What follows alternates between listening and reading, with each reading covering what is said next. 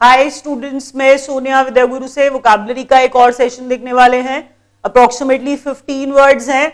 2, 3, 4 आपको शायद आते भी होंगे पहले से, बट काफी सारे वर्ड्स हैं जो नहीं आते होंगे।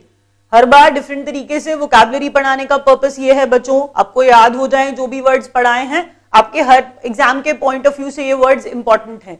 वीडियो अगर अच्छा लगेगा लाइक करिए, शेयर करिए, सब्सक्राइब जरूर करिए, क्योंकि आपके सब्सक्रिप्शन से, आपके लाइक करने से मोटिवेशन मिलता है ताकि हम और वीडियोस डालें। आपको हमारा पढ़ाया हुआ पसंद आए, लाइक करिए प्लीज। स्टार्ट करते हैं बच्चों। वर्ड्स कंफ्यूजिबल्स बोल तो दिया, लेकिन बच्चों को यही नहीं पता चलता कि मैम क्या कहना चाह रही हैं।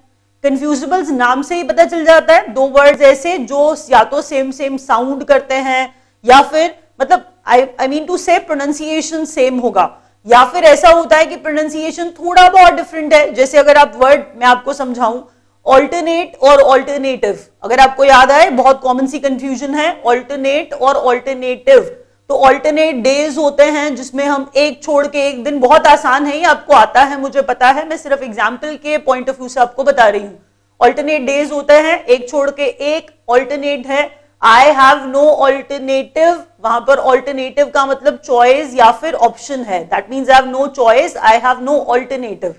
तो ऑल्टरनेट और ऑल्टरनेटिव एक जैसे सुनाई देने वाले वर्ड्स एक दूसरे को रिप्लेस कर लेते हैं। जहां पर ऑल्टरनेट लगाना होता है आप लोग ऑल्टरनेटिव लगा देते हैं। ऐसी गलती होती है बच्चों, कोई बात नहीं, ध्यान से पढ़ेंगे। जितने भी वर्ड्स हैं मेरे हिसाब से समझ में आ जाना चाहिए। तो स्टार्ट करते हैं without wasting a moment more. हमने कहा pronunciation of these words, allude allude, allude allude. Pronunciation बहुत ज्यादा वेरी नहीं करता है। पहले वाला ए वाला, एलूड का मतलब होता है किसी चीज पे हिंट करना, सजेस्ट करना, इंप्लाई करना, इंसिनुएट करना। Stop alluding, come to the point straight away. Stop alluding, come to the point straight away, that is hint करना, इंप्लाई करना, इंसिनुएट करना। मतलब इधर उधर की बात मत करो, सीधा पॉइंट पर आओ। एलूड करना, किसी चीज पर सिर्फ हिंट करना, इंप्लाई करना, मैंने कहा सजेस्ट करना या फिर इंसिनुएट करना। एलूड, हिंट। नेक्स्ट देखिए, ये वर्ड एलूड है, ये ई वाला एलूड है जिसमें एल भी सिंगल आता है। दिस एलूड मीन्स इवेड या फिर avoid. This allude means evade, avoid या फिर escape. Escape from a thing, escape from something, that is allude. दोबारा सुनिए, एलूड करना, किसी चीज पे हिंट करना, इंसिनुएट करना, बात को घुमा फिरा के करना, एलूड, दैट इज एलूड। उसके बाद दूसरा वाला एलूड, ई वाला, इवेड करना, escape from a thing, escape from a point, avoid करना, दैट इज एलूड। नेक्स्ट पॉइंट देखिए, इंजीनियस और ये इनजेन्युअस है। ये दोनों भी एक जैसे ही लगते हैं, बच्चे बेचारे कंफ्यूज हो ही जाते हैं। ऊपर वाला इंजीनियस तो जीनियस ही है। ऊपर वाला इंजीनियस क्या है? जीनियस ही है। दैट मीन्स हम कहना ये चाह रहे थे displaying brilliance, displaying brilliance, displaying genius, displaying brilliance, displaying genius, that is Angénieux. बहुत शार्प है, क्लेवर है, तेज दिमाग वाला है, इंजीनियस है। मैंने कहा डिस्प्लेइंग जीनियस, तेज दिमाग वाला, इंजीनियस। उसके बाद नेक्स्ट वर्ड इंजेन्युअस। इंजेन्युअस का मतलब होता है, इंजेन्युअस का मतलब होता है, देखिए ये वर्ड मैंने नीचे लिखा है एक्चुअल में नाइव। तो हम ये वर्ड को रिलेट करते हैं इंजेन्युअस और नाइव को। इंजेन्युअस और नाइव को पहले लिखने दीजिए, उसके बाद आराम से एक बार रिवाइज करेंगे तो याद हो ही जाएगा। अब ये नाइव का मतलब क्या है? नाइव का मतलब इनोसेंट है, इनोसेंट है, बिलीविंग है, कोई भी उसको बुद्धू बना देता है, इंजेन्युअस है। इंजेन्युअस का मतलब क्या बताया मैंने? इनोसेंट सा है, इनोसेंट सा है, नाइव है, बिलीविंग सा है, कोई भी उसको बुद्धू बना देता है, अनसोफिस्टिकेटेड, सिंपल सा है। तो मैंने क्या बोला? इंजेन्युअस का मतलब क्या है? नाइव या फिर इनोसेंट। अब देखिए बच्चे बेचारे इन 2 वर्ड्स को सेम ही पढ़ते हैं। ज्यादातर बच्चे इसको नेव नेव बुलाते हैं, KNAVE, that is naive. but when I say NAIVE that becomes naive. ये नेव है, ये नाइव है। ये नेव तो डिसऑनेस्ट, चीट जैसा है। ये कैसा है? धोखेबाज है। ये कैसा है? धोखेबाज है, डिसऑनेस्ट है, चीट है। लेकिन मैंने बोला बच्चों ये जो नाइव है ना, ये तो इनोसेंट सा है। ऊपर आपको पढ़ाया था इनजेन्युअस, नाइव, इनोसेंट। नाइव कैसा है? इनोसेंट है। नाइव कैसा है? इनोसेंट है, जिसको बहुत जल्दी से ड्यूप किया जा सकता है, जिसको जल्दी से बुद्धू बनाया जा सकता है। बिल्कुल सीधा सा है, नाइव है, अनसोफिस्टिकेटेड है, जो वर्ल्डली वाइज नहीं है, जो वर्ल्डली वाइज नहीं है, जिसको वर्ल्ड की बहुत ज्यादा समझ नहीं है, वो कौन है? वो नाइव है। लेकिन नेव तो डिसऑनेस्ट है, एकदम चीट टाइप है। मैंने कहा नेव क्या है? डिसऑनेस्ट है। बट नाइव क्या है? इनोसेंट है, जिसको जल्दी से बुद्धू बनाया जा सकता है। बिल्कुल सिंपल सा है। नेक्स्ट देखिए, विंटेज और वांटेज। ये भी सेम सेम सुनाई देते हैं। कुछ बच्चे या तो वांटेज का मतलब जानते हैं, कुछ बच्चे विंटेज का। तो विंटेज कार्स बोल के याद करेंगे, वांटेज पॉइंट बोल के याद करेंगे। मैंने क्या बताया?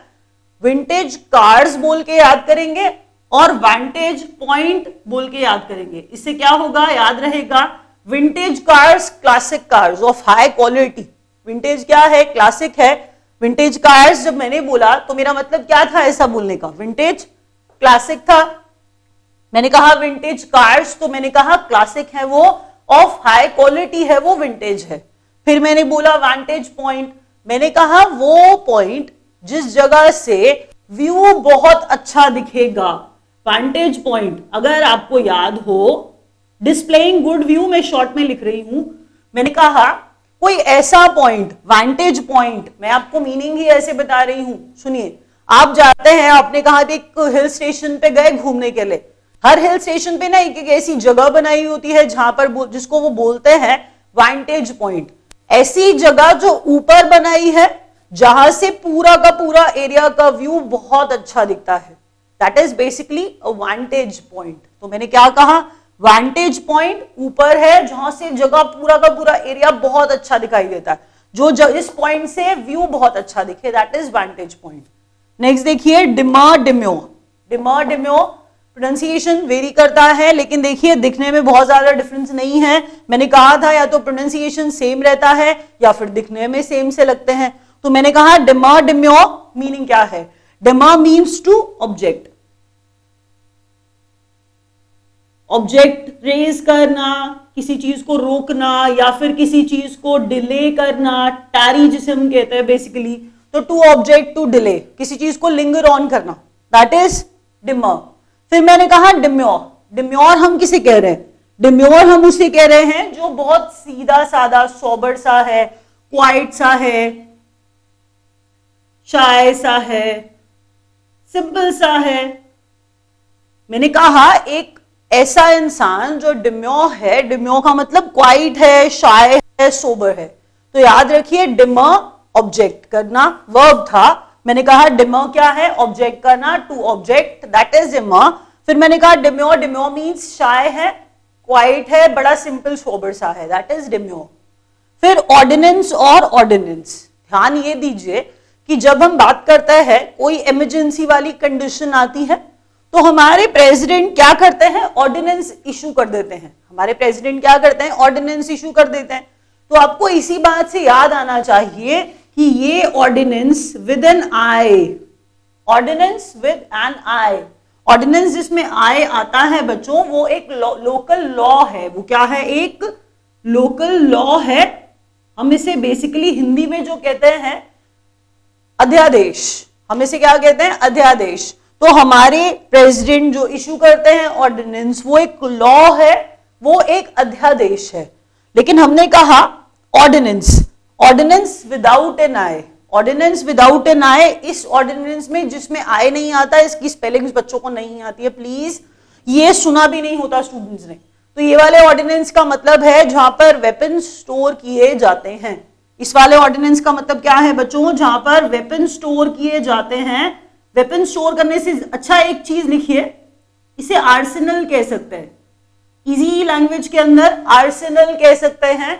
या फिर अगर आपको याद ना रहे तो इसे हम ऐसा भी बोल सकते हैं, आपको आर्म्स से आर्मरी याद आएगा, आर्म्स से आर्मरी याद आएगा। आर्म्स का मतलब हथियार होता है, हथियार रखने की जगह armoury, armoury Arsenal, armoury Arsenal जहां पर वेपन्स स्टोर किए जाते हैं, गोला बारूद बॉम्ब स्टोर किए जाते हैं, हम उसे क्या कह रहे हैं, हम लोग उसे कह रहे हैं ऑर्डिनेंस। ORDI ऑर्डिनेंस, ये हमारे प्रेसिडेंट वाला था, लॉ वाला था। ऑर्डिनेंस विदाउट एन आई, जहां पर वेपन स्टोर किए जाते हैं। नेक्स्ट देखिए जरा, एपिटाफ, एपिग्राफ और एपिग्राम, ये कॉमन कंफ्यूजन है, मैं जानती हूं आप लोगों को। देखिए जब हम ग्राफ कहते हैं, जब हम ग्राफ कहते हैं तो ऑब्वियस सी बात है, हम जानते हैं कि इसका मतलब लिखने से है, लेकिन ये तीनों के तीनों वर्ड्स कुछ ना कुछ वैसे तो लिखने से ही बने हैं। कैसे? देखिए एपिटाफ, एपिटाफ का मतलब होता है इंस्क्रिप्शन है, इंस्क्रिप्शन है, लेकिन वेरिएशन क्या है? इंस्क्रिप्शन हिंदी में अभिलेख होता है। इंस्क्रिप्शन क्या होता है? अभिलेख होता है। अभिलेख का मतलब क्या है? अगर आपको पता हो, अगर आपको पता हो इंस्क्रिप्शन का मतलब अभिलेख होता है, ये लिखा जा रहा है, तो अभिलेख तो बहुत सारे तरीके के हो सकते हैं। अब वेरिएशन देखिए, अगर मैंने कहा एपिटाफ है, एपिटाफ है, तो ये वर्ड्स ऑन द टूम्बस्टोन है, इंस्क्रिप्शन ऑन टूम्बस्टोन है। मैंने क्या बोला? Inscription on, inscription on a tombstone. अब यहां पर देखिए, आपको लग रहा होगा कि मैं क्या पढ़ रही हूं, ये टूम है बच्चों, ये टॉम नहीं है। कब्र का पत्थर, हम कहना ये चाह रहे थे कि कब्र के ऊपर किसी की कब्र के पत्थर के ऊपर, टूम्बस्टोन के ऊपर लिखे गए वर्ड्स को हम क्या कहते हैं? Epigraph, epitaph. फिर हमने कहा एपिटाफ के बाद एपिग्राफ। जरा ध्यान दीजिए मैं क्या कहना चाह रही हूं। एपिटाफ में हमने क्या करा है? किसी की कब्र के पत्थर पे जो वर्ड्स लिखे हुए हैं हम उसे एपिटाफ कह रहे हैं। But when we talk about epigraph, यहां पर भी सेम आएगा, इंस्क्रिप्शन तो आएगा ही आएगा, बट इंस्क्रिप्शन कहां पर है? तो हम यहां पर कहना चाह रहे हैं ये बेसिकली इंस्क्रिप्शन है, ये वर्ड्स हैं, चाहे ये स्टोन पे हो, किसी भी, आपने अशोक स्तंभ सुना है, अशोक स्तंभ सुना है आपने, अशोक स्तंभ पर लिखे हुए वर्ड्स थे, ये सुने हैं आपने। मैंने कहा सिर्फ टूम्बस्टोन को छोड़ दीजिए, कब्र के पत्थर को छोड़ दीजिए, किसी की कब्र पे लिखे हुए वर्ड्स एपिटाफ है, उसके अलावा जो इंस्क्रिप्शन है, जो अभिलेख है, जो लिखा हुआ है, हम उसे क्या कह रहे हैं? एपिग्राफ। इंस्क्रिप्शन है, अभिलेख है, पत्थर पर अभिलेख है, पत्थर पर अभिलेख है, हम उसे क्या कह रहे हैं? Epigram, epigraph. फिर आया एपिग्राम, थर्ड वाला एपिग्राम। हम एपिग्राम की बात करते हैं। एपिग्राम का मतलब होता है विटी सेइंग।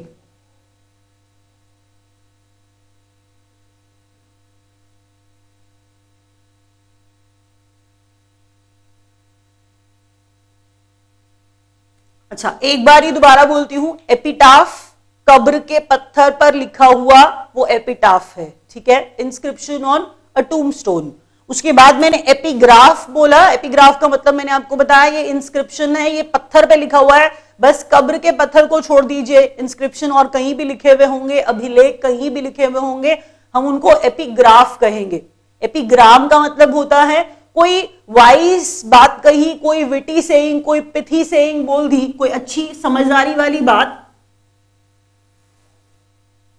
वो क्या होता है? एपिग्राम। वो क्या होता है? एपिग्राम। एक बार जल्दी से देखते हैं।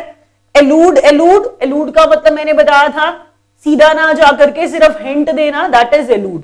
इस वाले एलूड का मतलब क्या था? एस्केप, अवॉइड करना, एलूड इवेड करना। इंजीनियस, जीनियस है ये। इंजेन्युअस का मतलब ये बहुत इनोसेंट सा है, इंजेन्युअस नाइव है, तो नाइव इनोसेंट है, नेव डिसऑनेस्ट है, चीट है। फिर बताया विंटेज कार्स थी, क्लासिक कार्स थी ऑफ हाई क्वालिटी। वांटेज जहां से अच्छा व्यू दिखता है वो पॉइंट, हिल स्टेशन का एग्जांपल आपको दिया था, दैट वाज वांटेज। डेमा मींस ऑब्जेक्ट करना, डेम्यो मींस क्वाइट, शाय या सोबर सा। फिर बताया ऑर्डिनेंस, जो प्रेसिडेंट जी इशू करते हैं, लॉ इशू करते हैं, लॉ बनाते हैं, दैट इज ऑर्डिनेंस। आई वाला, विदाउट आई वाला ऑर्डिनेंस जहां पर वेपन्स रखे जाते हैं, जिसे आर्सेनल या फिर आर्मरी कहते हैं। एपिटाफ, कब्र के पत्थर पर लिखे हुए वर्ड्स। एपिग्राफ मैंने कहा इंस्क्रिप्शन है, कहीं भी लिखा जा सकता है, स्टोन पर या कुछ ऐसा। एपिग्राम आपको बताया कोई वाइज टॉक, वाइज सेइंग, जहां पर पिथी सेइंग जिसको हम कहते हैं। अभी रैप अप करें।